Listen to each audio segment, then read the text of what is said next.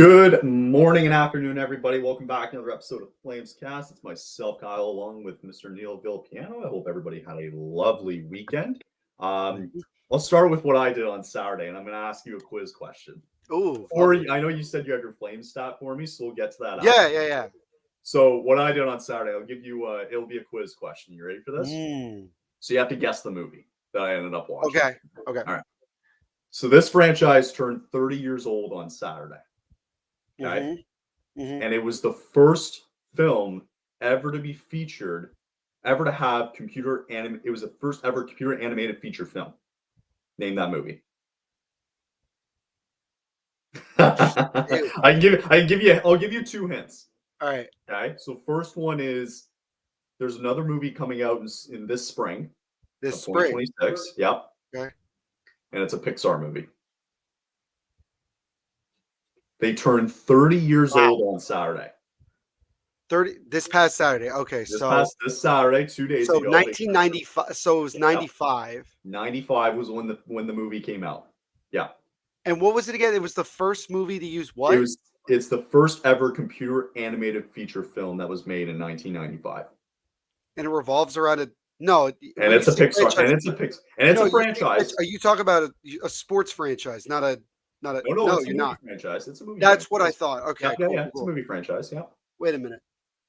Is it Toy Story? It is Toy Story. Yeah, there we go. Let's go. I got it. Let's go. I grew up. Is it really been 30? I did 30 years on Saturday. On Saturday, I didn't see anything about it. How about that? I saw it all over X on Saturday. That I was like, holy crap! And so I'm like, well, okay, I know what I'm going to do Saturday night. So I ended up watching it, and it was my childhood growing up because I had the original. Oh yeah, same.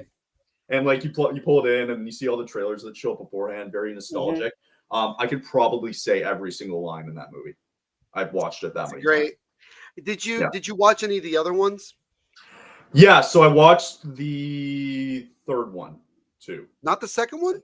The second one's like I get why people like it, but I was like, it doesn't hit the same for me. I think for me it hit because like of just the level of like action there was in the second one comparatively to the first. Sure. Yeah, and I think they could have probably stopped after the second one. I think they could have stopped at the third one was like perfect, and now they're just rolling in the dough.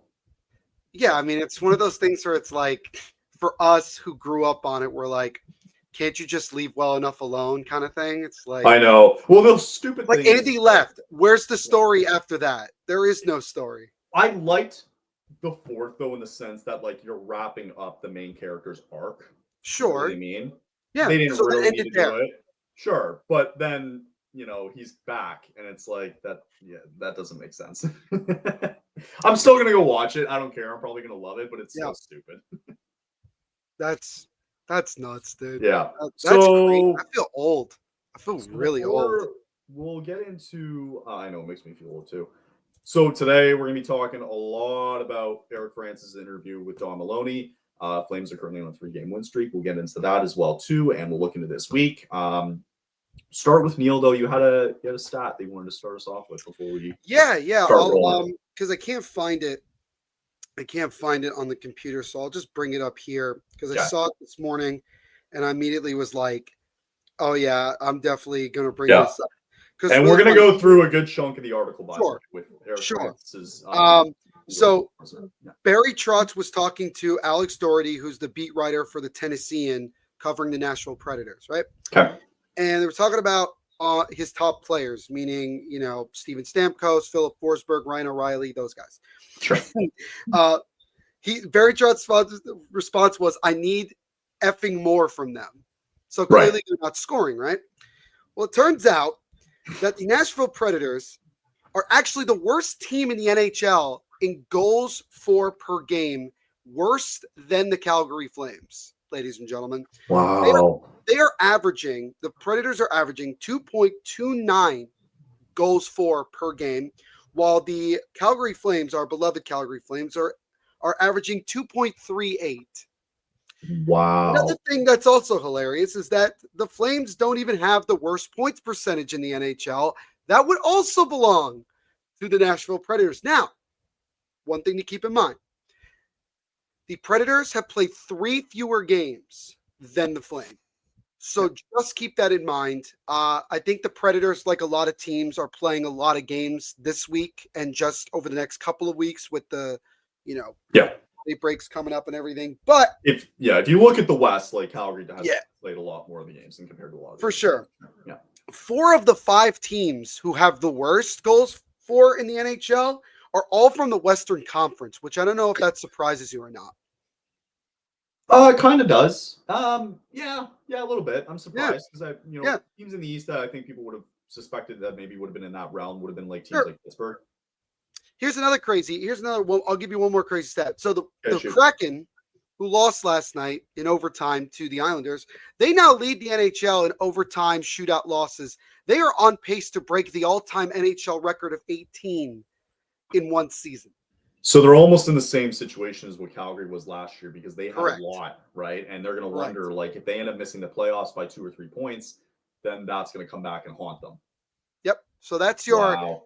It was great because it ties into obviously, us. So it's just funny because there has been obviously a lot of rumors with Nashville over the last couple of days or week. Mm-hmm. I thought for sure that Andrew Burnett was going to get fired after the Global Series, but I think him getting that win in the first game, I think kind of saved them at least for now. But sure, I think it's going to take probably till about late December before we really start seeing that. And for Flames fans too, like, for those who were worried about this 3-game winning streak, the tank is still, the tank is still on because games you have to go. They're on the Florida road trip here, Southeast road trip to Carolina, Florida, and Tampa Bay. That could change things because they are terrible in those games anyway, and so you hope that Devin Cooley gets a lot of those starts. Anyway, shout out Devin Cooley with the ultimate quote of the week. I know, and you know what? I was watching the game on Saturday, and he was really good. I have to give him a lot of credit. He's been very good. Do we need to have a conversation about him playing more games? Yeah, he'll play more games this year. Yeah, he's proven that. I think you got to give him credit. Like for a guy who's supposed to be a backup and, for Wolf who was playing 60 to 70 games, he was probably going to get 20. I think he might get 40 depending on the way this season goes. And I think also, like, again, we were talking about at the beginning of the year with, like, what are the chances that Dustin Wolf maybe makes a run at being like the 3rd goaltender for the United States in the Olympics? I still think that he has a fairly good chance given the situation. Don't forget Hellebuck injured now. Hellebuck is injured, so that might make things a lot more difficult. You bet. And it's interesting. But yeah, with Devin Cooley, like, it's just impressive. It's just impressive that he's been. You got to give him his flowers. He's been and you wonder to yourself, if we had a better defense, what would his record look like right now? True. If we were scoring more, what would his record look like right now? I mean, and also speaking of defense, guess who's the hottest defenseman in the NHL over the last 7 games? I'm going to assume it's going to be Anderson. Yep. Rasmus Anderson. He's been one of the hottest defensemen in points. And that's fine with me. And that's great with us. That's fantastic. It's wonderful. That'll work for us. We'll take it.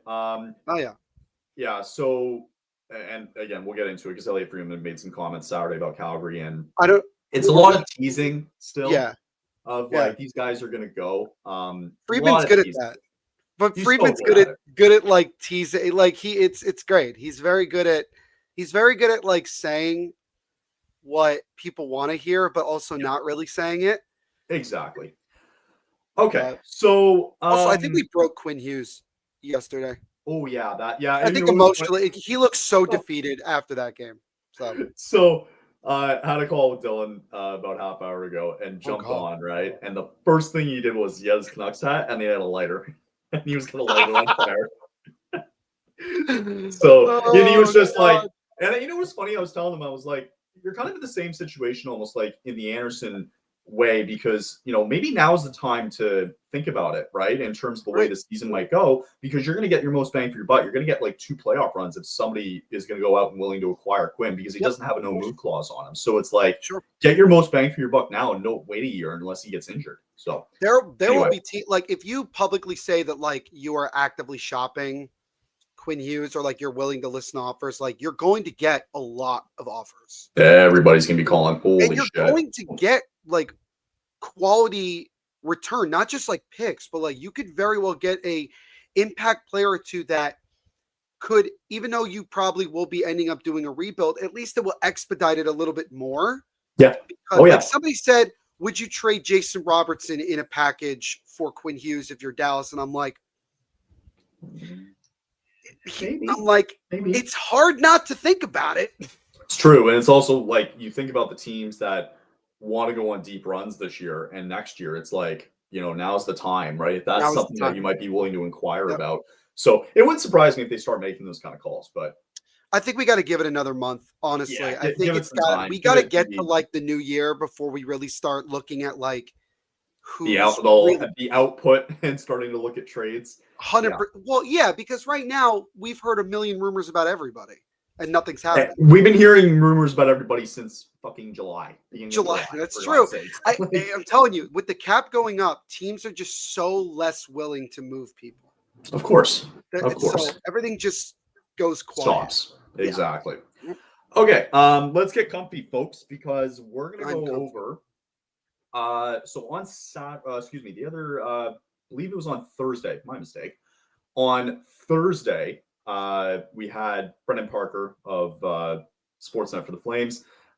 He jumped on an interview with Don Maloney. Don Maloney also made a interview as well too with Eric Francis, who works with Sportsnet, who also covers the Calgary Flames. So anyway, it was in an article mainly from what Eric Francis wrote. It was a fairly big article. It was a two-parter here of what he dived into with the president of hockey office of the Flames here in Don Maloney.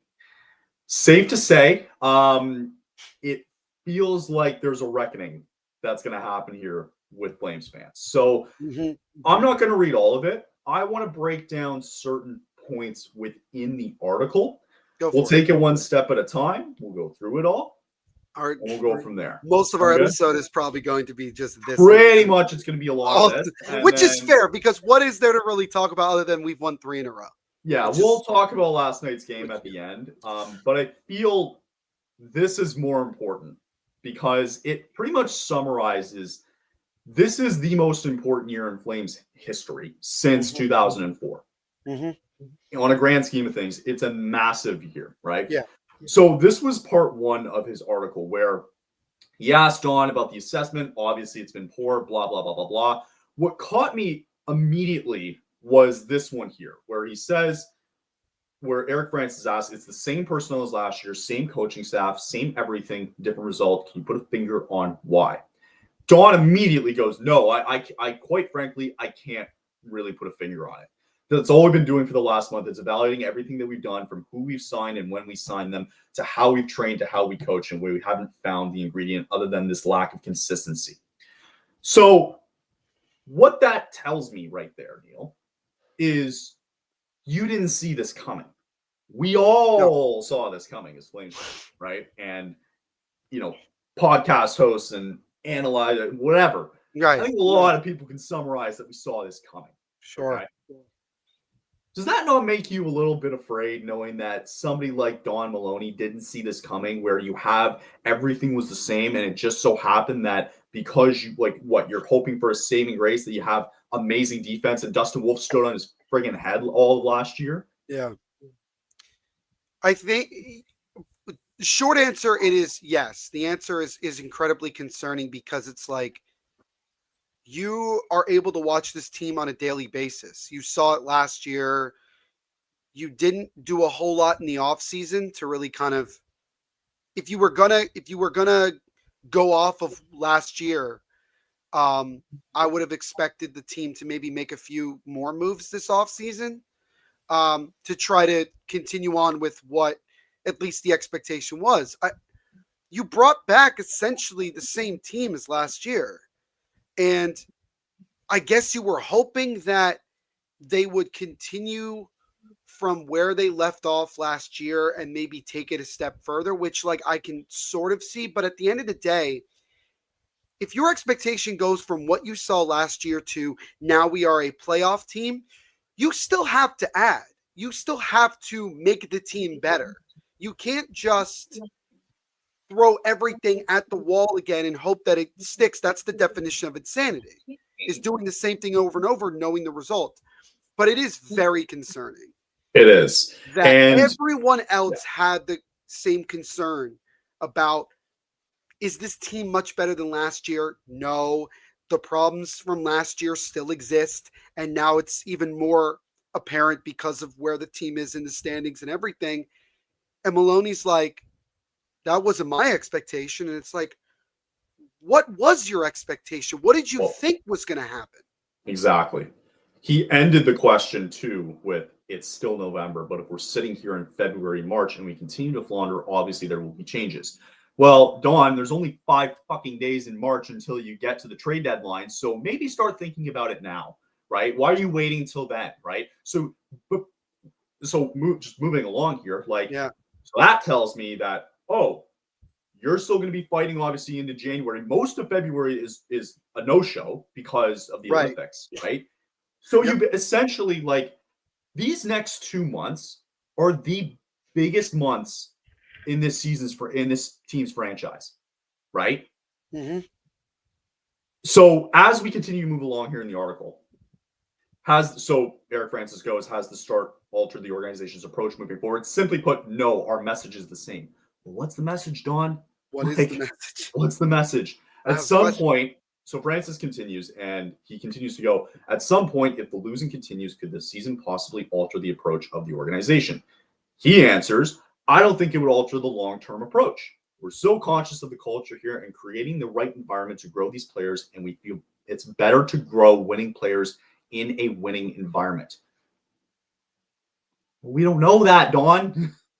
we don't know what that's like. We haven't had a winning environment since 2004, really. And I mean, if you want to talk about the Gaudreau and Kachuk era, I was gonna say, like, I mean, at least in that era, they were making the playoffs and things like that. So that's Here's the kicker. Here's what sent me over the edge, and also why I messaged you over the weekend, where I'm gonna lose my crap here. Yeah. So here's what really caught me here. Okay, out of all of this, is the narrative accurate? So Francis asking, is the narrative accurate that the directive from ownership is that there's not going to be a reset or a rebuild? Don goes, no, I don't think that's accurate. We have a collective group here with Dave Nonis, Craig, myself, Brad Pascal, Peter Hanlon, and we discuss how we move forward. We all want to win a cup, yet there's a dynamic in Canada. You have 82 games, you want to sell tickets and get people to come to your games. So 2 things there, Neil, out of this entire 2-part article here. Problem number 1 is you have Dave Nonis. Yeah. Immediately. Did nobody watch Dave Nonis, what he did out in Toronto back in the late 2010 or mid 2010 era there with the Leafs, and how it was pretty much dog shit? Okay. Yeah. You've got Craig Conroy, who we'll get to later in this interview that he had, where you're not even really talking about an extension with him. Okay. No. Yourself, Brad Pascal, and Peter Hanlon, which are more or less behind the scene curtain guys. Okay. Right. So problem number 1 for me already is the fact that, these are the 5 guys at the helm of this organization here, with stupid Murray Edwards talking from behind. I hate the fact that Dave Nonis is with this team. I don't know about you, and I don't know the experience you've seen with Dave Nonis. I can't stand him. I can't. He has done nothing. He's done nothing. He did nothing when he was in Toronto for his short little GM tenure, too. Yeah. So, and I'll get you to comment on that. Let me get to this other part, though, okay? Sure. Yeah. Think about what he said here. You want to sell tickets and get people to come to your games. Is that your main objective? Is that your main goal? The way that it sounds here? Oh, we all want to win a cup here, but you are very delicate on saying that you want to sell tickets and get people to come to your games. Right. Guess what, man? Nobody's going to want to come to your games this year if they're going to be shit. It's true. So, but also it's like you're telling the fans, like, okay, your primary goal is to sell tickets to us, but like, what are you selling us on? Right. This is the team that you're going to sell us on? So I'll let you chime in here, but those two things were just glaring to me right away. Mm-hmm. Well, I do remember Dave Notice when he was in Toronto, and yes, he did a horrific job. Why do you think that the Shannon plan became a thing? Is because of the damage that Dave Notice created prior to that. I don't know if a lot of Leafs fans would say that was rock bottom during that time. Probably, or pretty close. Because he was just incompetent. Like, that's the word. It clearly just came down to, like, he had no idea what he was doing. And this is a classic example of, like, the boys club, right? We talk about all the time with, like, teams recycling old coaches. There's guys that just constantly get jobs no matter how many times they get fired. Same thing here. And this is another example of that as well. There are GMs that just constantly get opportunities, and there are guys who are in hockey in the executive role that will constantly get opportunities no matter what their track record is, because of their relationships with people throughout the league. If they are liked or are buddies with thus and so, they have a much higher chance of getting another job, even if they don't have that track record. That's really what it comes down to with that. So as far as Dave Notice is concerned, like, having him being a part of this, knowing the track record, is nothing but bad news. Like, there is no optimistic, positive spin you can put on that from anybody who's going to look at it from the fans' perspective and from just what you're seeing if you're not an executive. Because that's what it comes down to, right? Now, as far as the comment that he made about, selling tickets and getting people to come to your games, here's again what it comes down to. And I mentioned it last week, and I'll repeat the same thing that I said. The interest of the owners is not the same as the interest of the fans. And you don't got to go very far to look around the world of sports, especially in North America, and point at the amount of teams that have this kind of issue. And you say, what is the common denominator? Well, it depends on the owner. That it's the owner that runs it. Here in the New York, New Jersey metropolitan area, the team that stands out the most is the New York Jets, who have Woody Johnson. Cool. The Jets have won 2 games this season, Kyle, so far. And after they won their game against Cincinnati, Woody Johnson had the balls to then increase season ticket prices. Oh. In PSLs. Like, and for those in Canada, I don't know if PSLs is a thing. I actually don't know if it is or not. Probably not. But what's it stand for? PSL? Prior something like, basically it's buying the right to buy season tickets. Oh, okay. Yeah. I don't know if it's like that in Canada. I don't you know. You buy yourself to get into the queue. Basically. Right. You spend a certain amount of money. Got it. To then have the access to then spend more money to then get the season tickets. Do you understand that's the so stupid crazy. part of that? Right. That's so crazy. So this comment right here is simply saying this. At the end of the day, we are not thinking in the long term. We are thinking, how are we going to get people to come to our arena now? So that is really what it's coming down to with why have the Flames not fully gone through a full legit rebuild? It's because the ownership doesn't want to sit there, have the reality that for maybe a couple of years, attendance is not where you would like it to be.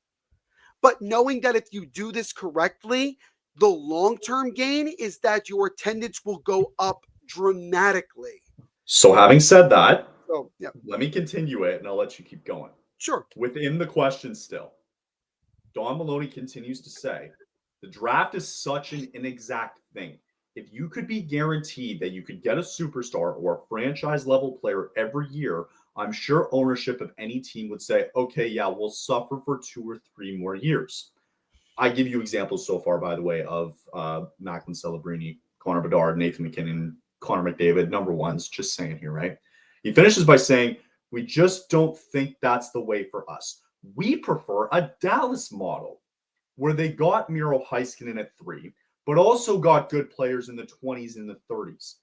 we've got to be better in our drafting and development versus saying, let's just lose easy for everybody. We don't want that culture as part of this organization. Right. So you want the Dallas model where they got Miro Heiskanen at 3.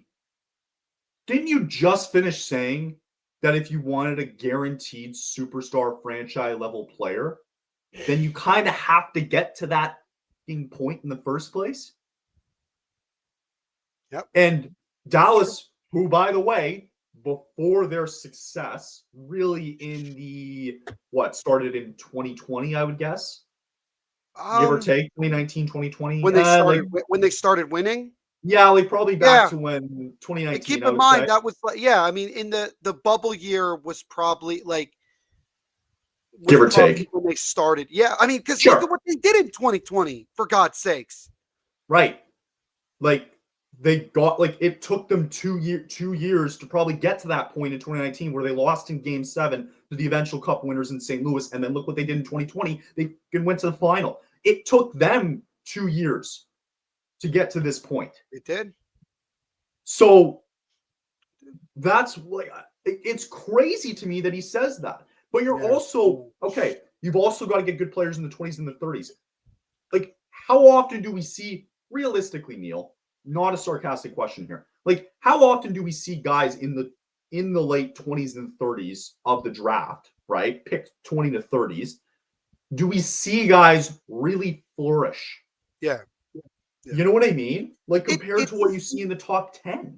Right. It doesn't happen often. I mean, I would say that when you're drafting in the 20s and 30s, you have a higher chance of maybe just drafting a decent player. Right. But again, it just comes down to this, right? It comes down to the reality of, like, it's not just about where you're drafting. It's about once you make those selections and you know that these are the guys that you want to be a part of your future, how do we put them in the best possible position to develop and succeed in the right way?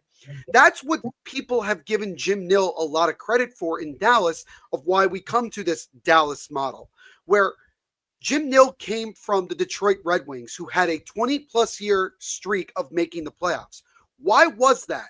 Because for the longest time, they knew how to draft, then they knew how to develop said draft picks and go from there. So Jim Nill takes that approach, brings it to Dallas, and it's the same thing. Now, I'm not sitting here saying that the Flames have to go out and get someone in their scouting department in Dallas to then create this whole model and everything. No. What it comes down to is that you obviously need to have good evaluators of talent. You have to do extensive research on that. But then the next part of it, because the job doesn't finish once you draft, it's for the next 2 or 3 years, how are those guys going to develop? And how do we get them to the point where they are going to be, top flight players? And build something around them. Yeah, sure.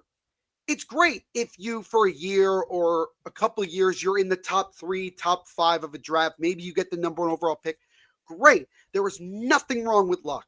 Absolutely nothing wrong with luck, right?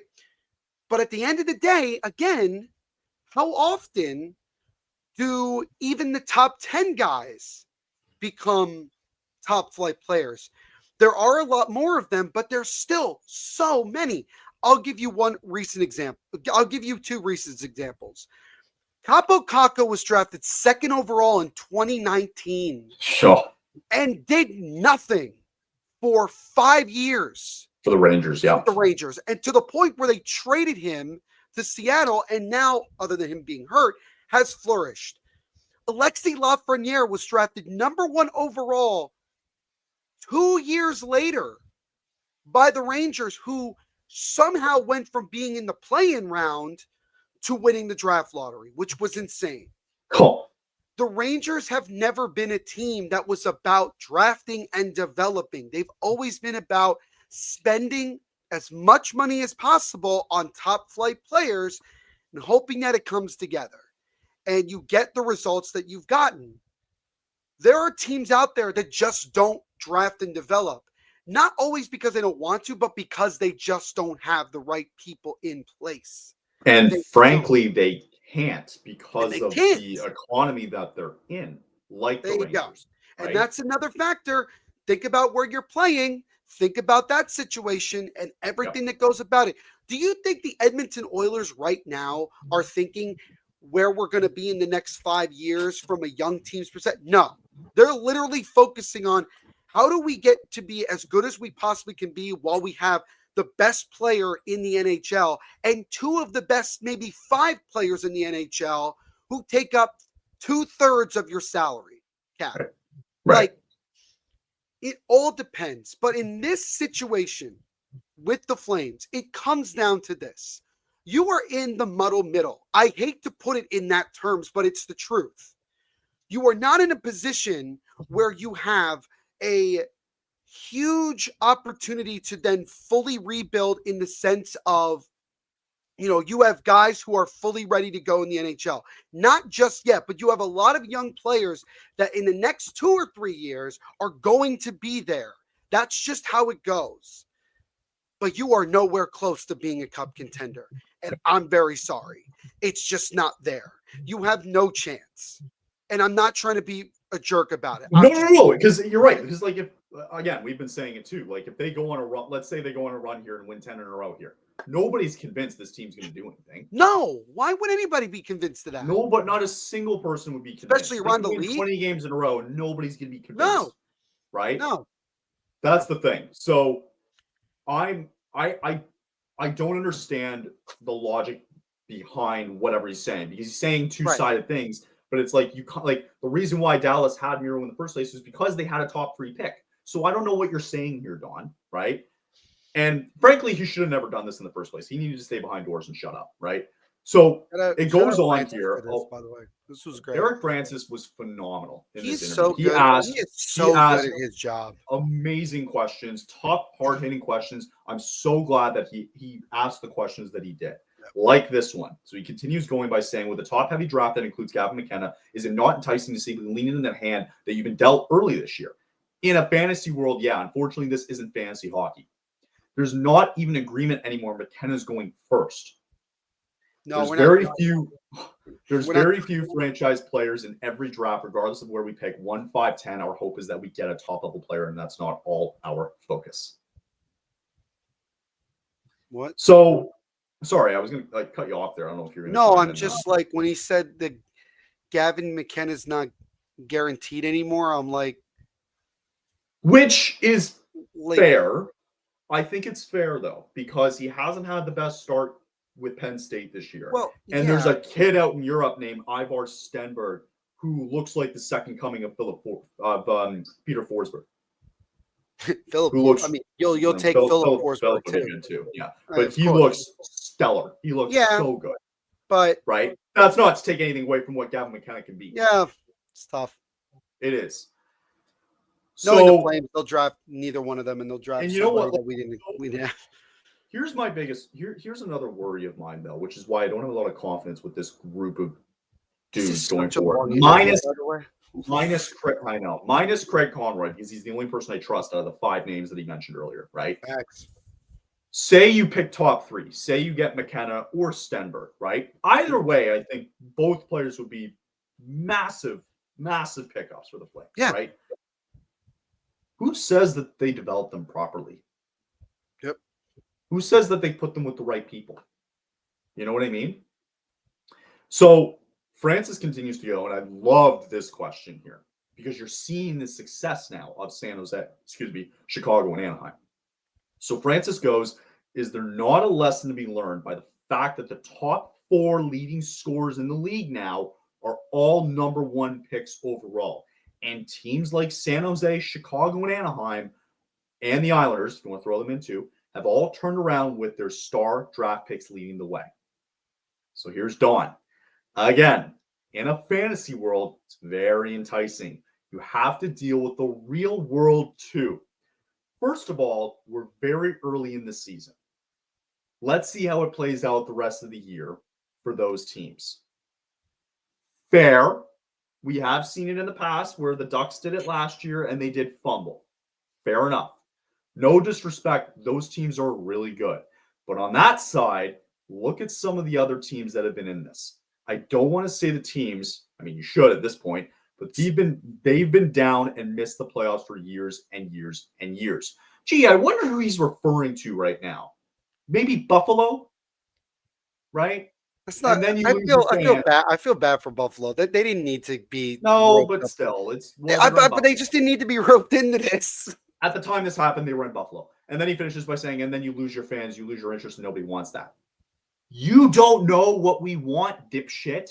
Listen to your fans. You know what they need to do? All 5 of them, minus Craig Conroy, being the idiots that they are, they need to sit in a room, shut their traps for an hour, and let the season ticket holders sit there and tell you exactly what they want this year. Yep. They want you to suck. They want this so badly. You are not going to lose your fans, and you are not going to lose your interest because of this, because of the way the season has started.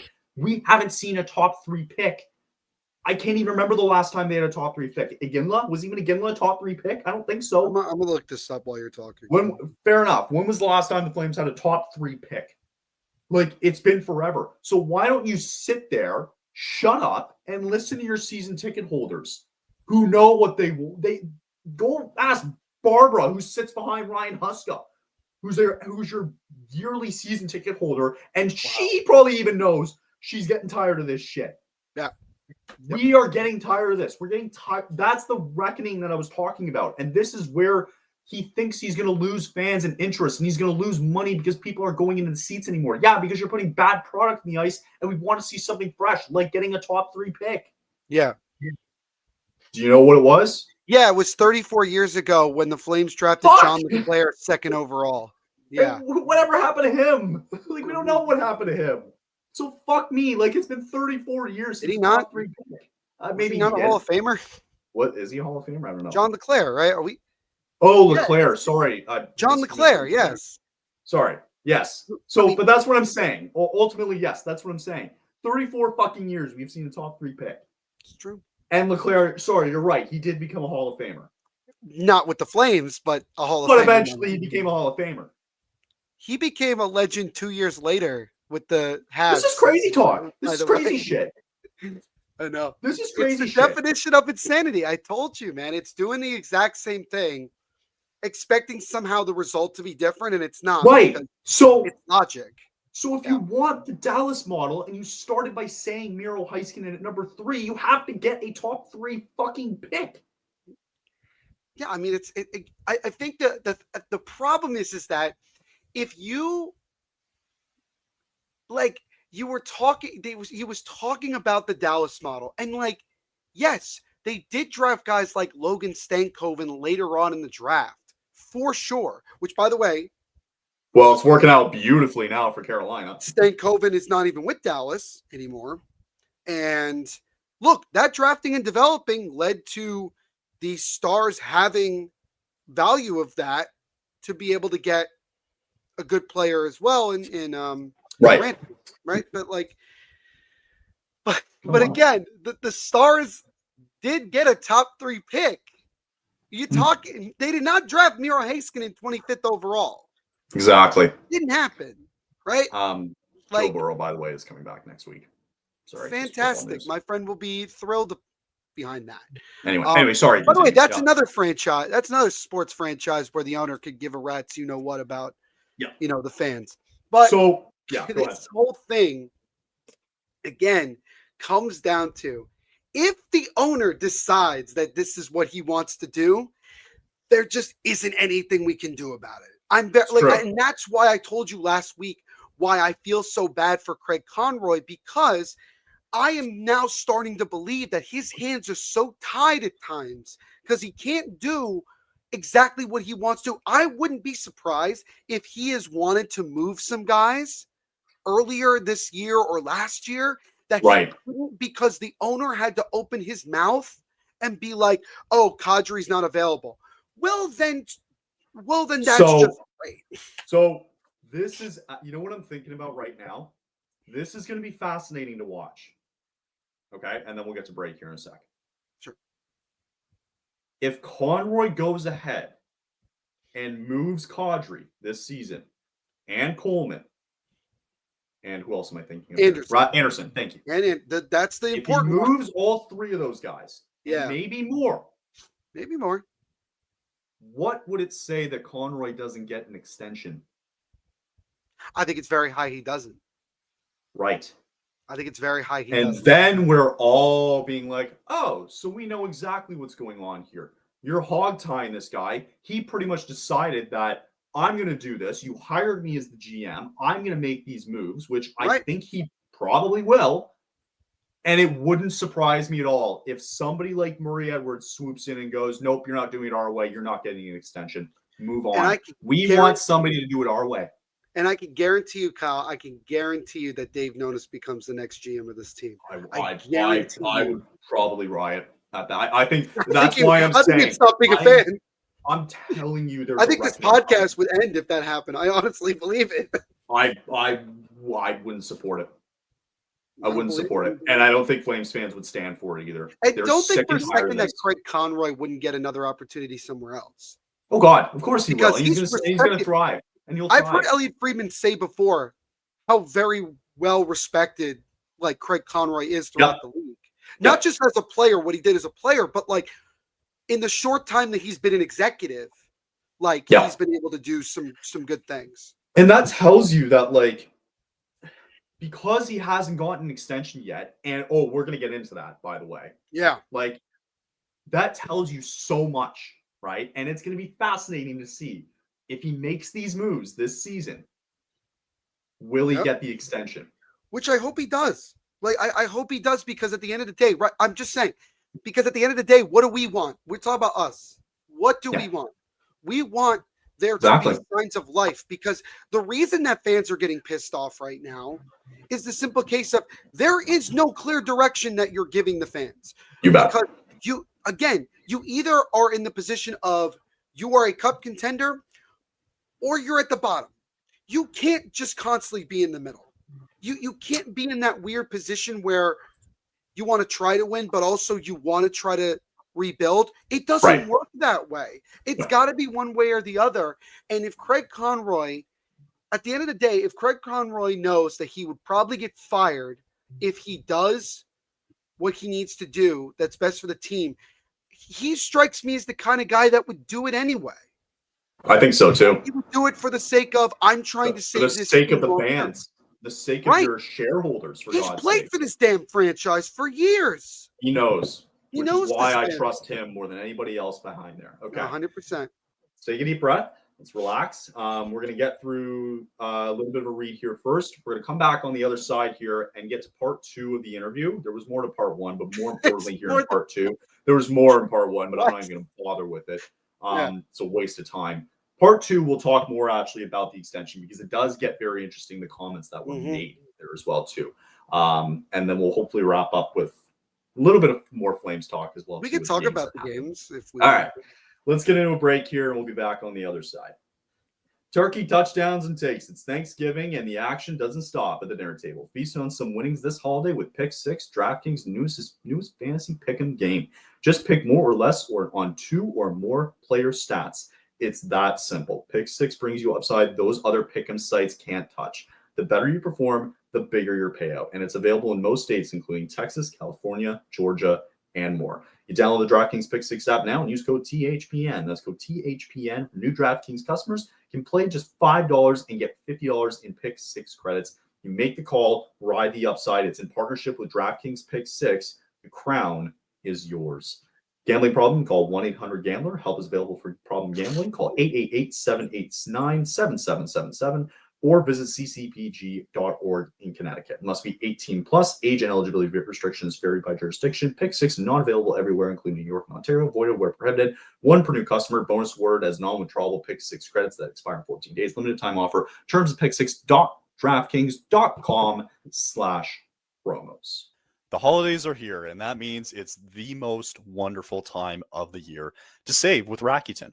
Use Rakuten to stack cash back at your favorite stores on top of holiday sales.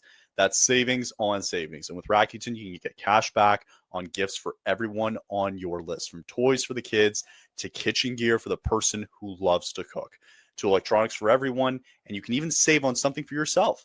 Just shop the stores that you love, and cash back is automatically added to your account. And you can choose to get paid via Interact e-Transfer, PayPal, or checking.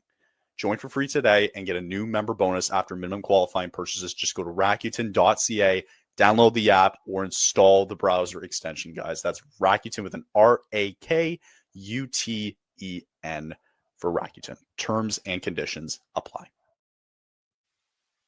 All right, back on the other side here. Can I share a quick story too? Actually, I was just thinking about go ahead. last Monday night. So hockey pickup nights are Monday nights usually for me, right? So again tonight. Right, I remember you telling me. So last week, okay, probably the most embarrassing performance I've had in a long time. So I'm standing in front of the net. Puck gets shot at the point. I know the type of player I am. I'm not the biggest person out there. I don't have muscle. So I just like to be a little bit of an annoying pest in front of the net and just grab garbage rebounds and see what happens. Fair enough. Yep. So there was a shot from the point, and I got in the way. It hit me in the shoulder, and I fell down. Right? Not a good look. It didn't hurt, but it was just the fact that the puck basically knocked me over. Did it stun? Was it more of like it stunned you kind of thing, or no? Not really. Like I knew it was got you off balance. That's pretty much. It got me off balance. Okay, yeah. got you. Well, then about an hour into the game, which is how long I'll usually go anyway. I'm trying to get back on defense because it's a 2-on-1. I'm trying to help it be more of a 2-on-2, right? Mm-hmm. So guy goes, he kind of makes a stop like in front of the hash marks. Okay. Because maybe the defender, like I can't really remember, but the defender kind of like forced it that way a little bit. Mm-hmm. So I see an opportunity to come in, and I'm like, perfect. I'm gonna get the puck off this guy. Yeah, I collide with him, and I basically bounce off of him and just fall flat on the ice. And the guy goes, "You good?" And I'm like, "I'm so sorry. That was my fault." I'm sorry. Because I'm like, and then I got off the ice afterwards. You Canadians, and you're apologizing. Well, it's because like I fully went into him, and then I bounce off of him like a toothpick and fall on the ice. So it was pretty sad, to be honest. So I'm expecting anyone to say anything to you. No, but they were thinking it. They were thinking it. You could tell. You were sitting on the bench, and you're like, I can tell I'm being judged right now. No, I'm being judged. Yeah.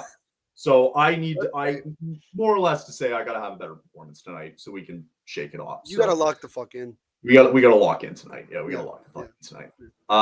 Okay, let's get to part 2 of this, and then we'll get into the game that happened last night, and we're also gonna talk Mikko Rantanen.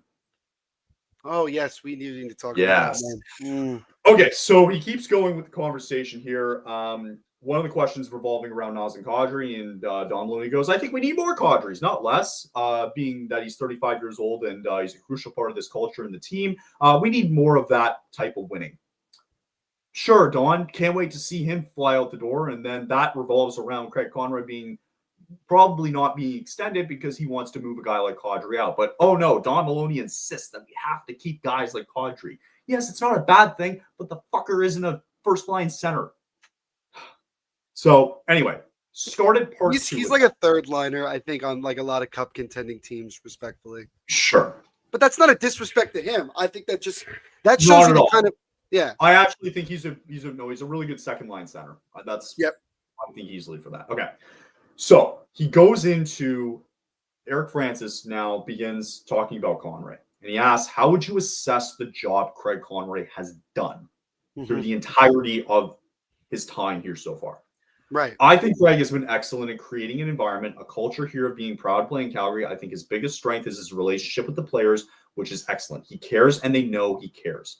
I think the first year was very difficult with the number of good players we had at the end of their contracts. A couple of those guys would probably help us right now, but we got through that. Okay, think about that. I think year 2 was very strong, but again, you want to keep the pressure on each other, and why we say we want to be a playoff team. We don't want to go into the season saying we want to draft in the top 5. I don't want it in any way, shape, or form to be associated with that, because then why are we doing this? Just to fantasize we're going to get a star player. So think about that for a second. Think about the way he answered that question. Okay? It was all positive. I'm waiting for that but. And there was. Let me reiterate what he said. A couple of those guys would probably help us right now, but we got through that, referring to his first year being very difficult with the number of good players they had. Do you recall in the first year the trade between the Devils and the Flames? That was the first big domino that fell. It was Yep. the Tyler Toffoli trade, right? Yep. Which Yep. brought Igor Sharangovich over, right? That was the Mhm. first domino that fell. That was the first one. Yep. What do you think he's saying there, though? Think about this. A couple of those guys would probably help us right about now. In his first year, Tyler Toffoli was the domino that fell, Mhm. right? Which in turn, in the following year, it led to Elias Lindholm being gone, Zadorov being gone, and Markstrom being shipped off too. Mm. I think I'm What getting. I'm saying, I think I'm getting. you get what I'm putting down here? I think I do. Yeah. Right. Yeah. So what I'm putting down is the fact that it was all positive here within this answer, but he thinks some of those guys can help, right? Yeah. You look back 2 years ago, or 3 years ago, whenever it started. Yep. This team was in the mushy middle. True. He thinks some of those guys would help now. But look at what you got back, right? Sure, Sharangovich hasn't been the same, but you saw the positivity in the fact that for a 24-year-old at the time who had a really great year for the Flames, like that's the potential that you can see, right? Yeah. You look at the return that you got for Elias Lindholm. Look at Matt Begrin right now, the draft pick that you got from Vancouver. Look at where Lindholm is now. Right, look where he is now. You're telling me he's going to help you? Yeah. So that's why I brought up before the break that it's going to be very interesting to see if Kadri goes, because that could hurt the relationship between Craig Conroy and a guy like Don Maloney. Sure. You know what I mean? It's going to be do. fascinating to watch over the next 2 months. This is going to be the best drama off the ice, because you're going to get, like, it's going to be Craig Conroy being like, we need to get rid of these guys, to Don Maloney going, no, they can help us now. And that's that right there shows Is that not you bonkers? it shows you the discontent, honestly, that there is between Maloney and Conroy right there. I mean, you know, that's just it. Sorry, before you continue, cherry on top, the next question real quick. Conroy's in the final year of his contract. Why hasn't he been extended? Don goes, we keep that internal. We're not discussing that. We have a certain process we go through here. It sounds very clear to me. This is what it sounds. This is what it sounds like to me. It's clearly obvious to me that how Conroy handles the next couple of months will ultimately determine his fate. If he goes with what Maloney and co want him to do, he will stay. He will get a contract extension and go from there. If he decides what is best for the team and he goes in the opposite of what they want, he won't be back. He may not get fired right away, but he just won't be back. He will be let go. And it'll be a classic, like 6 months from now, we'll look at it and they'll go, the Flames and Craig Conroy have agreed to mutually part ways, bullshit, like kind of thing. And there will be a reckoning between fans and ownership. And ultimately, the problem then is this. Okay, so the damage is done. Let's say, for all intents and purposes, Kadri gets moved, Coleman gets moved, Anderson gets moved. Let's just use those three guys as examples. Sure. So now you're left with a team that definitely doesn't have as many veterans. You traded away your most valuable assets, which is fine, and you got whatever you got back. The question then becomes, whoever the next GM is, how much control does he have? The answer is probably going to be not as much, because again, Maloney will still be there. Right. Unless the ownership decides that Maloney has to go. Murray Edwards decides, which I can't see that. Which I don't see happening. No. So yeah. It's interesting. Really concerning about like reading that paragraph. It's like it's scary to read that. He's saying basically that Maloney is fighting for his not Maloney, that Conroy is fighting for his job. It's which he shouldn't. This is year 3. Which he shouldn't have to. No. We all expected this when Craig Conroy first started. So it's funny, actually, you brought up a good point, though, about the veterans, right? if Coleman goes, Kadri and Anderson, blah blah blah, they go, right? Yeah. You still have veterans in Huberdeau and Uyghur there, Yes. right? Like it's not like you're getting rid of all the veterans. No. There's too many veterans on this team. Yeah. Right? You still have Backlund too. Right. You still have Backlund. You still have your captain. Right. Which I don't know if I still agree with Conroy extending him, but whatever. But right? that also may not have been Conroy's call, Kyle. That brings back to this point. You wonder if that was his decision. Maybe Conroy didn't want to do that, but Maloney told him to. Right. I would die to ask Craig, like, how much influence did you have on that? Yeah. I don't think, listen, man, we're not stupid. They honestly believe we're idiots. Reading this is not stupid. We know, No, right? It's obvious what it is. It's so obvious. And that's why off the ice, this is going to be the most fascinating thing to watch 1,000%. all off season. 1,000%. So real quick here, here I we wanted go. to bring the last part here. Yes, this was about Ryan. Let's move on to Huska now because he talks about Ryan Huska. So Francis asks, how would you assess Huska's done as a coach? I think Ryan's an excellent coach. I think that this has been a very difficult time for him and his staff as well. I think he's got a good feel for how we have to play.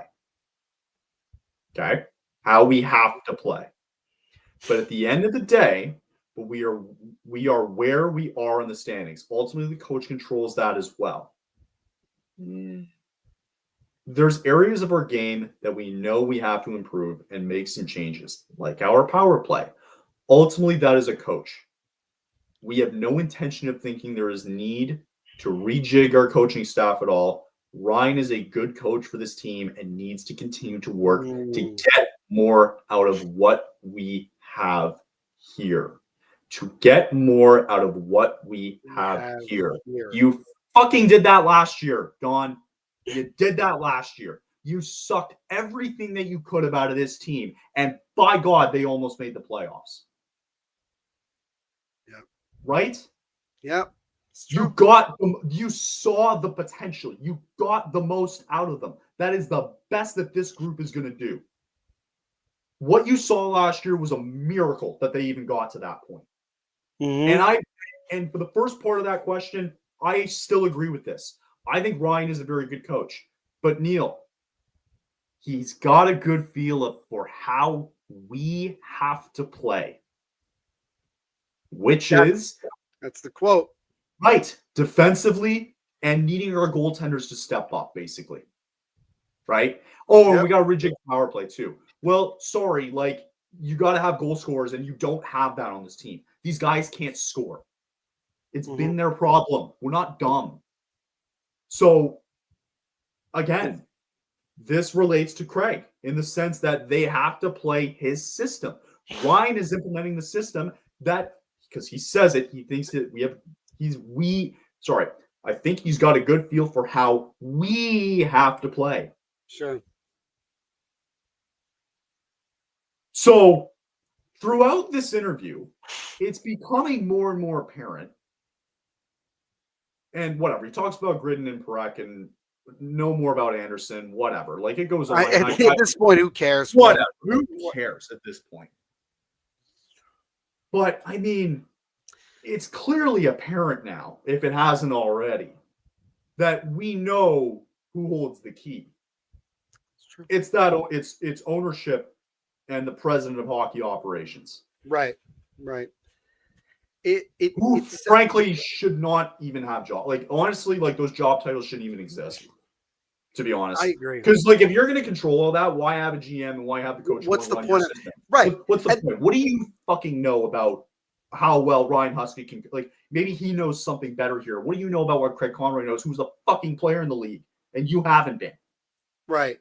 And I mean, there are teams in the league that have their GM also president of hockey ops, which what's the point of calling him that too? Because essentially, he as the GM, isn't that already kind of your job to do that? Like, isn't your job to build the team?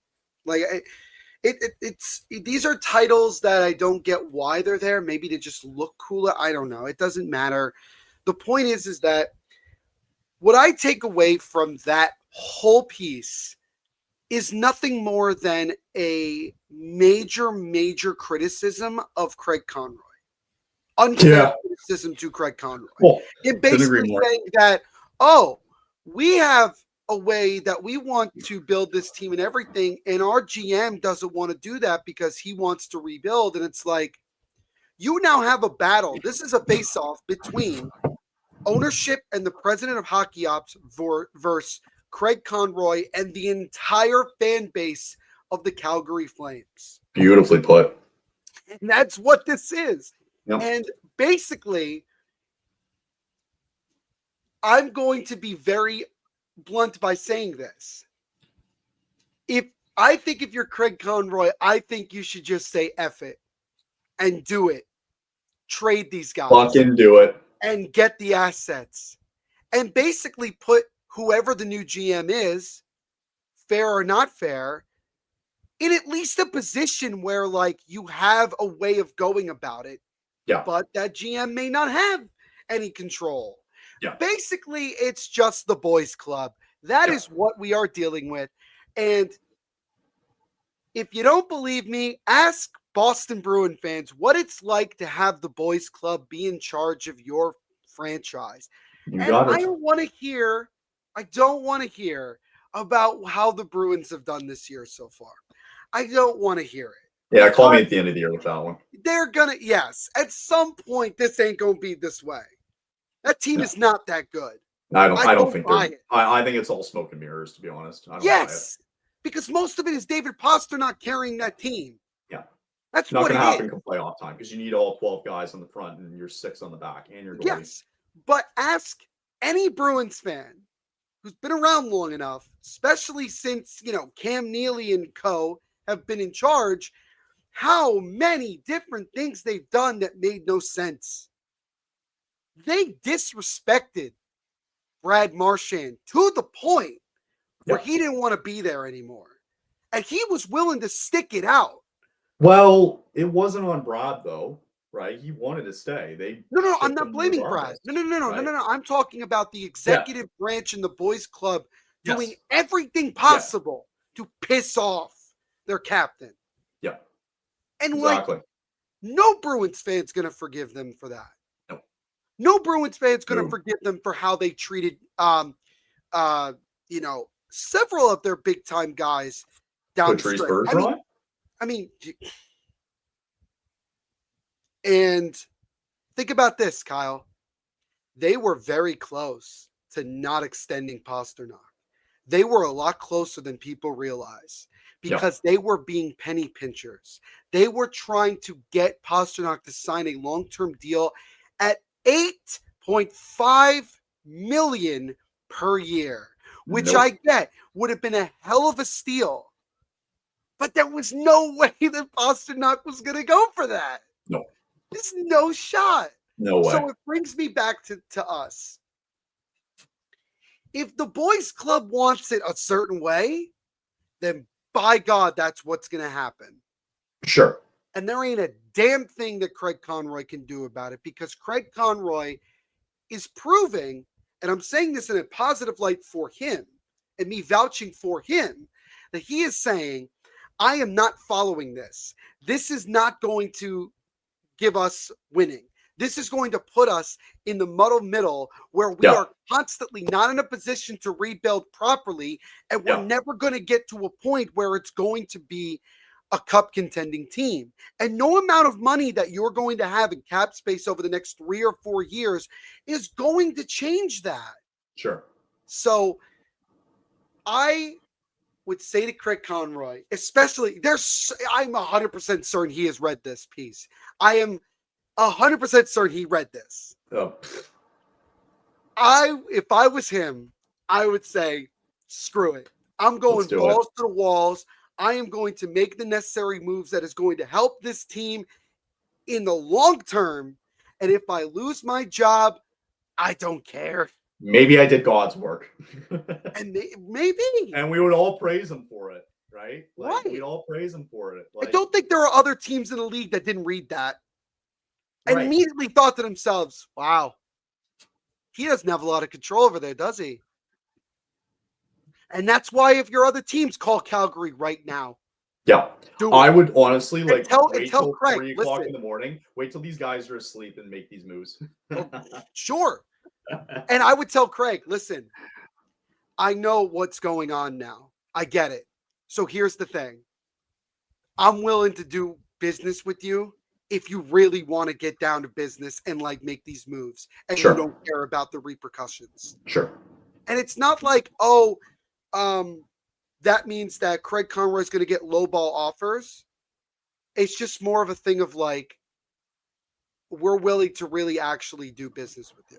I'm at a point with I like I don't even think it's about lowballing anymore because I don't foresee that really happening, right? Like the trade is gonna be the trade with these guys, and you're gonna get what you're gonna get, right? And you Right. can be picky about it if you want, like Sure. whatever, right? Sure. The more important thing to cover in all of this is just gonna be the aftermath, right? Mm-hmm. Like that is The first like, couple days after is going to be fascinating. couple of days when the season's over afterwards, and If you he's guys still there. decide to extend this guy, if he's still there, Right. How do you want to do this? Right. Mm-hmm. Like I think that's more important. Like the trades are gonna be the trades, and we'll evaluate them and we'll see what happens if it comes to it, right? Mm-hmm. Because Anderson, for some reason, still can't decide if he wants to stay or not. And at this point, I don't really give a shit. And you shouldn't have. It's He weird should how not much have is- that much. Bro, he should not have this much say. Ship the motherfucker out to Seattle for all I care. Okay, that's a bit much. Whatever. Ship him to Buffalo. I don't care. Put him in Buffalo for all I care. Oh, Buffalo that's Put him in Buffalo. Screw it. I don't care about your feelings anymore. Oh, boo-hoo. Cry me a river. Like, fair. Honestly, I don't care. Ship Kadri out to Buffalo, and maybe they'll bite and give us our first. What if we round put pick. all three of them in one trade? Done. Ship them to Buffalo. Ship all three of them to Buffalo. Congratulations, Kadri. You got your 1,000 games. Anderson had his time here. Coleman's been great. Fuck him. Send him out to Buffalo. Don't. I think care at Sabres this fans point. would be more upset about the trade than we would. Probably. Probably. Honestly. Probably. Yeah. But they might do it. So what is going to be fascinating this season out of all of this is not the trades itself. Nope. But what's going to happen afterwards if these trades are done? Yep. That's going to be the most beautiful. That's what it comes thing down watch to. of all of this, because then we're going to see how, like, will they have the balls to fire him afterwards after doing this? Because if they do, we're going to know exactly why you did it. So glad we covered that today, because I thought it was really important, because that's the culmination of this season, right? It is these next 2 months are the most important months in Calgary Flames history. All they realistically have to do, Neil, is finish bottom three, and they're going to put themselves in They'll be position fine to get a chance to win the draft lottery. Bottom three is all we're asking for at this point, because either way, you can go get, if McKenna's not first, he might be second, or you can go get Stenberg, who I think is a stud out in Sweden right now. He is sensational. Oh, yeah. So anyway, glad we covered that. Thank you for indulging me on that. Really, really quick before we go here. Let's talk about what happened over the weekend. Obviously, a big win on Saturday against the Stars. We'll get into Mikko Rantanen very quickly. We'll quickly talk about last night as well, too. For the first time all year, the Flames decided they wanted to score 5 goals. They scored 5 straight against Vancouver. They win at 5-2. That is their 3rd win in a row here. Coleman scored. Anderson had 3 points. Huge for his trade value. Vancouver's now lost 6 of 7. This team is the cup run is back on, Kyle. I know, after all that, right? Back. They score like this every game. I mean, and look, they got outshot by 9 shots. 5 goals on 21 shots there. What? On Vancouver. That's alarming. They were even better in the faceoff dot. Yeah. Who is this team? Shorthanded goal from Blake Coleman. He made it 5-1. Sharon Govich got on the board. Kevin Ball scored. Good for last him. night. Good for him. Good for him. Yeah, And then Quinn Hughes had a nasty goal at the end. He had a nasty It goal. reminds me of the meme, the Chris Paul meme that says he cuts the lead to 47. Yep. Basically. Really bad. Basically. So anyway, it was a good win last night there for the Flames. Give them credit, three in a row. It's 3 really good wins, but again, they're going to be tested coming up here on the road in these Southeast games coming up. I really appreciate, by the way, because we didn't really talk about it, that the Flames picked up Beecher off of waivers from. Oh, thank you. I forgot to do You're welcome. that. Yes, Yeah, John which Beecher. honestly, I was all for. I was surprised that he was even put on waivers. I'm again. Does this not prove my point about the Bruins? I know, Because right? that's stupid. I actually really like that pickup because he's I do. 24? He's 24. 24. He literally Yeah. can now be a part of this core, like moving forward. I Literally, agree. I actually really like this pickup from Calgary. I Right. think a lot of people would probably went and picked him up. What I appreciated from the Flames locker room was, then they posted it on Twitter. I saw it after the game. They gave a puck to Cooley. He had a really good game. Yep. All that stuff. He is a lengthy MFer, by the way. I know. He's like 100 and nothing. A wet. He's crazy. It's crazy. I know. It's crazy. But they actually also gave a puck to Beecher and like welcome to the team. I thought that was great. I like. Great. I saw the look on his face. I feel bad for him because I think he really didn't want to. It's not that he didn't want to go to Calgary. I think it's more just like he didn't want to leave Boston and be put in that but dude, your career could be on the line, dude. If you're put on waivers, your career's on the line. Yeah. So this is a good way for him to resurrect a career where it's going to be a bunch of 21 to 24-year-olds. And think about Gustav Forsling, right? Yep. Gustav Forsling is the prime example of guy gets put on waivers. The Panthers just take a chance on romance and pick him up, and now he's a top flight defenseman. Bingo. And I think there's opportunity there, and I really agree. We're not saying that Beecher's going to be like a top flight player for the Flames. But I could see him being a third line center. And look, you needed a center. Yeah, you needed a center, and now you got got one. Next year, like you're gonna put Backlund on the fourth line. Like I think you have to. That's fine. And I would stick Beecher on the third line center. I wouldn't have a problem with that if they continue to go with him. Yeah, I think he was a great pickup. I'm glad you brought that up, actually. I knew. I mean, there were some teams that definitely had interest in him, but like I don't remember the Flame. It was really talked about that the Flames were like on the radar of like teams that were interested, but they picked them up, and that's fine.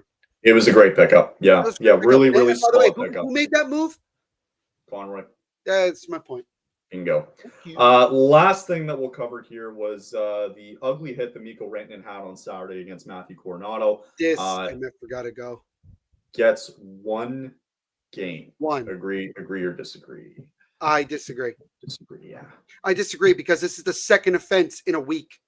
Yes, because he took Romanoff out for a couple of months. Which, by the way, yeah, Romanoff is out for most of the rest of the regular season. Yeah. So good job on that.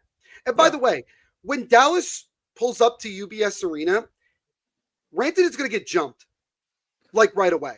Well, I think that was their only game in UBS this year. No. The Stars, the hit that happened to Richie, that was in Dallas.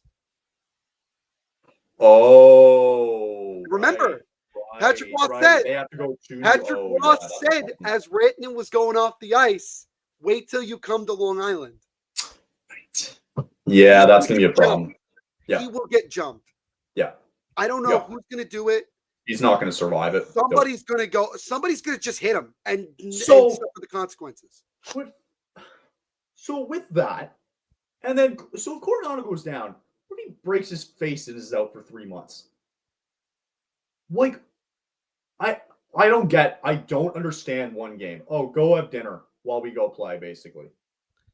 Yeah. I don't understand. I don't understand. One game. Our players get protected, Kyle. Like I know it sounds stupid, but like let's call it like it is. I'm just gonna call it like it is. If Rantanen got a suspension that he deserved, which I'd have to I think it should have been 10. Yeah.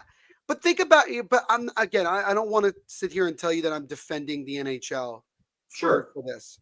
Sure. Don't think for a second that they're not thinking like if we give him a suspension that quite frankly he deserves, that could be very detrimental to the Stars in terms of their play and like trying to win. And I know we're all like, boo-hoo, who gives a crap? Because it doesn't matter to us. Right. Both of these plays were cheap shots. Oh, it was such cheap shots. You know, when I first saw the play that happened with Richie, my initial reaction was unfortunate. Richie tripped and Rantanen was right there, and there's not much Rantanen could do to stop the play. But then you look and he goes, no, he got tripped. He literally got tripped when he didn't have to. It was unnecessary. And then what happened with Coronado, again, unnecessary. It is. It is. It's a shame. And I don't think, was Lomberg in the lineup for... no, but you know what I did like afterwards when Coronado got hit? Jonathan Huberdeau was right on top of him afterwards, trying to beat the crap out of him. So I can appreciate that out of Huberdeau, that he was right there. I would have loved it if Lomberg was in that game because I would have sent his ass out there. Oh, you know it. You know next time if Lomberg's in there, he's going to be bullying Mikko Rantanen. He's going to go for it. Oh, yeah, at that point, who cares? Just bully the crap. Dude, like, you know, that's the thing, right? People say, like, oh, like, you don't want to hurt your team. Well, here's the thing, right? When you don't have an opportunity in that moment to settle a score, you're going to find it at some point. Yeah. Like, I think about the Islanders are going to get that opportunity. Oh, big time. Oh, boy. But my favorite example of all time, Kyle, is, and I'll give you a little history lesson, was when Chris Draper got the absolute crap kicked out of him by Claude Lemieux. Little elbow to the back of the head with the stanchion, broke his nose, broke his face. Yeah. And there wasn't, and I remember them saying, like, there wasn't a time yet to really go after him. And then eventually it was that one game where they just decided, screw it. Somebody go after him. And it just became this whole line brawl. Right. And it was awesome. Absolute cinema. If you haven't seen it, go watch it. Because even the goalies get into it. It's this whole thing, which would never happen now, unfortunately. Not counting Detroit. Well, the Hurricanes and the Capitals had a little skirmish. And we had the Detroit Rangers not too long ago, which that was like after the game, that was at the end of the game, but nonetheless. Did you see the Steelheads player in the OHL? Did you see that with this? Did he finally get suspended? Yeah, he's gone for the year. Yeah, that's what I thought. Yeah, he's gone. That's what I thought. Yeah. I saw a headline, but I didn't read it fully. But I had a feeling it had to do with that kid that did that. I mean, yeah, I would. That's like play next year. That's like criminal though, isn't it? Yeah, that's actually like assault. That's not even like that's not one of those where you go, oh, that's just part of the game. That's just like the kid just decided in his own right, I'm gonna kill the Oh yeah.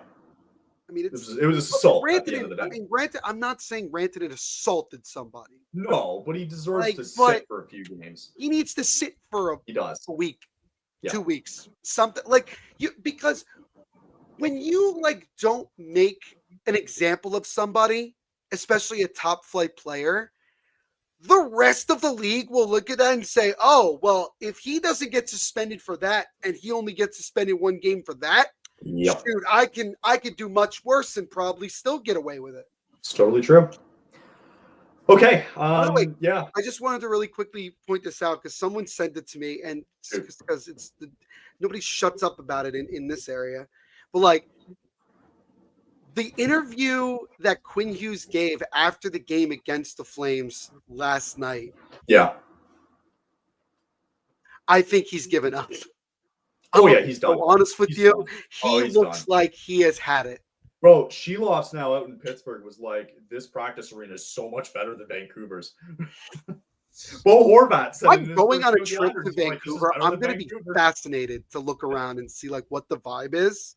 Oh boy, people do not like playing in Vancouver for some reason. Maybe Quinn will be on another team by the time I go to that game. Oh, no. Who knows? That would be fascinating. I would argue the Canucks are in a bit of a worse situation than we are. I mean, their ownership is a joke. Yeah. And it's been a joke. I mean, they thought getting Evander Kane was a good idea. Yeah, I know. It was pretty bad. We're talking about our ownership and the situation which is not good. Could be worse. But that's the thing. I was like, do I really want to say out loud, it always could be worse. Could be worse. There aren't that many. I mean, I don't know. We'll see. It's true.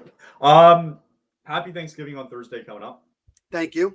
I will American Thanksgiving. Let's clarify. I pretty much have no work on Thursday because the people that I normally deal with are mainly from the U.S. For people like Kyle, it's a random Thursday.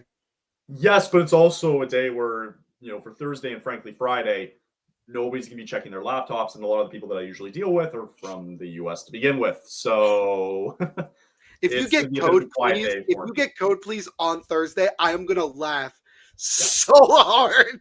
Yeah. Be crazy. I'm gonna be watching football Thursday though. I'll throw on the TV.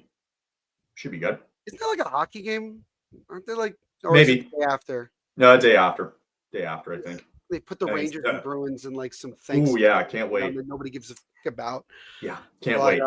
Also, too, just last thing before we go, we are a month away from the World Juniors. Was talking to Dylan this morning. We're going to be doing actually a lot of coverage coming up for the World Juniors, which is going to be great. So I'm going to be Really doing these excited two about games. that. Dylan will be doing some games as well too. And it gets you and hyped up it's- for the Olympics too, because you got that, and then you got the and Olympics that's coming around the corner as well too. February. So I'm already going to be doing the gold medal game in the final. If you guys want to come check us out, and I Fantastic. believe I'm doing Canada and Switzerland as well too in the preliminary round. So yeah, a lot of coverage coming up for the World Juniors. So It's gonna be a should lot of fun. exciting. Awesome. All right, good stuff. Thank you for indulging in that today, Neil, and good stuff as always. Yeah, likewise. And hopefully, it'll fall on my face tonight, and I'll let you know if it happens next week. We need it. Yeah, we need an update. Yeah, we need you. You said it. You got to lock into that. After the game, you got to give us a video. You got to tell us. Got to lock in. I'll Yep. do like Lock- an interview lock it. afterwards. You got to Oh, listen yeah. to that Connor McDavid clip where he just yells at everyone, says, "Dig the fucking right." Right now. Right. Yeah. All right, good There you stuff. Yeah, happy Thanksgiving for Thursday for the U.S. Our Thank US you. folks, and we'll chat everybody on next Monday. So good rest. Later, of the guys. week. See you guys.